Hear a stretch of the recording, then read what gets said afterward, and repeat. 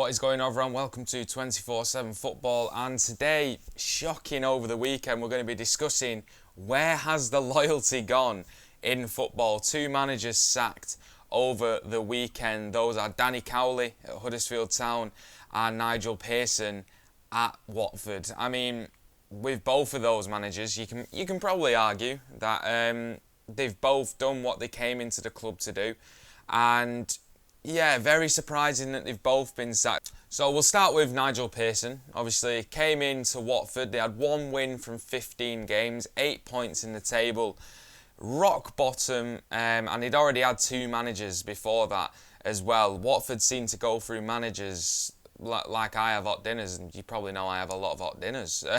So it's baffling to me, absolutely baffling. He's guided them outside of the relegation zone. They've got 2 games left to play, 3 points above the relegation zone.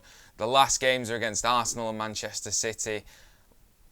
Probably expecting to get spanked in both of those games. I don't think they're expecting 2 wins out of 2 against 2 top teams like that. So Watford lost 3-1 to West Ham. You know, to be fair, winnable game for them. If they won that, they would have probably been 100% safe. I mean, I still think they're safe now, but they probably would have been 100% safe. 6 points, 2 games. And yeah, it was a poor performance. I mean, they lost 3-1. West Ham, notoriously not a great team this season, managed by David Moyes. But for someone like Nigel Pearson, who, to be honest, I don't even think he's that great of a manager. I think he's good enough at what he does. He guides teams away from relegation battles. It's like Neil Warnock in the Championship. You know what you're getting him in for. You know you're getting him in to be promoted. You're not getting him in for his style of football, and you're not getting him in necessarily maybe to progress the club, which is what we've seen at many of his other clubs as well. But 2 games to go in the season, and you sack the management of Nigel Pearson, obviously Craig Shakespeare as well, who's his assistant. And I just don't get where the logic in that is. What do they gain out of not having Pearson in for the last 2 games of the season? It just doesn't make sense. Really doesn't make sense to me. So obviously we see that with Nigel Pearson. Last 2 games, Arsenal, Manchester City, you're probably expecting no points. I don't get why those 2 can't make it to the end of the season, at least when the contracts were due to expire anyway. If something comes out, like Nigel Pearson's done something, I know there's been a few rumours about punch-ups, which Troy Deeney's come out and said weren't true. But if something does come out along those lines, and there's probably a reason for sacking them, then it's fair enough. But at this moment in time, with no information readily available, yeah, it just seems like a silly decision. Obviously, that will mean that they have a new management duo in place for the season remaining. But it's Hayden Mullins and Graham Stack. They will take control for the last 2 games.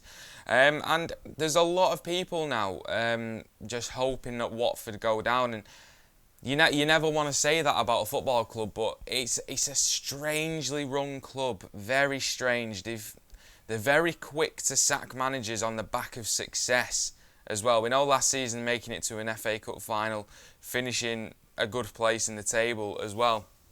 And then they were quick to fire a manager and bring another one in. So, start of the season, Javi Gracia gets sacked from Watford.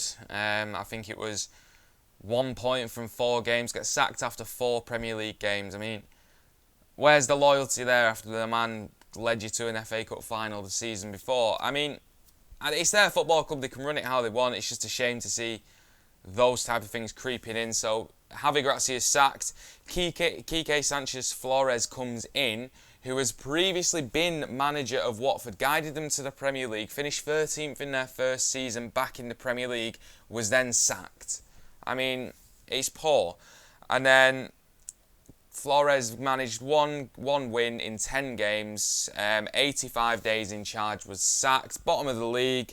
Nigel Pearson comes in, and you're thinking this style of chopping and changing isn't going to help a squad. And Nigel Pearson, to be fair to him, comes in, guides them away. They went on a great run of form as well. I think he won Manager of the Month. And yeah, they were playing some good stuff, and you can't underestimate Pearson's ability there, because he's come into a squad that's had 2 managers is pretty much on its knees and rejuvenates them, gets them playing a different style of football, gets them winning games as well. So you can't underestimate the job that Pearson has done there. It just seems like a bit of a lack of respect there. So Pearson's gone. Watford are on to the fourth management of the season, and they could still go down. So Watford fans, what are you thinking about that? Football fans, what are you thinking about that? Let us know in the comments below. Now, the next piece of surprising news is the sacking of manager Danny Cowley at Huddersfield Town.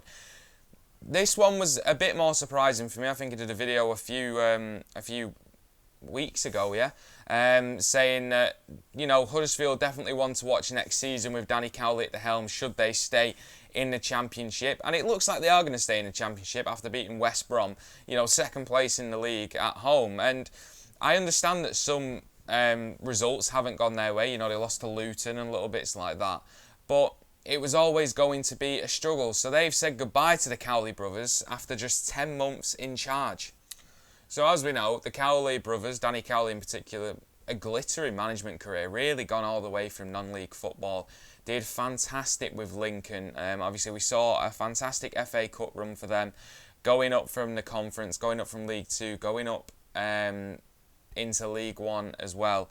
And yeah, they were doing fantastically well, and it was just a brilliant story to see, and brilliant to see managers coming up from the non-league and really doing well. We've seen it with Chris Wilder as well, and the Cowley brothers had only really tasted success. They'd not been to a club and not been successful. Now, what was success at Huddersfield when they took over? As Huddersfield were 23rd in the league, and it was a season that maybe you would have thought Huddersfield would have done much better, since considering they came up from the Premier League, they came down from the Premier League, spent quite a bit of money, and the squad still wasn't quite there, and maybe they should have done better. But coming into a club that was 23rd in the table, it's quite glaringly obvious that the squad wasn't where it needed to be, even if previous owners and managers thought it was where it needed to be. And I thought they did a great job. They guided Huddersfield out of the relegation zone, and they've confirmed safety. I mean, what more do you want from a management duo in the Championship, which is a notoriously hard league to navigate yourself around? And he'd never done it in the Championship. Danny Cowley had never managed in the Championship. So I thought it was a fantastic achievement, and one that, when you've got a progressive manager and a young manager like Danny Cowley, I thought it's a learning experience, and give him a summer to recruit how he wants to recruit, do what he needs to do. I thought Huddersfield would have been there and thereabouts for playoffs, maybe even automatics next season, because that's how much I rate him and his brother as a management duo. So going to the last 6 games, they had 4 clean sheets and they only lost 1 of the last 6.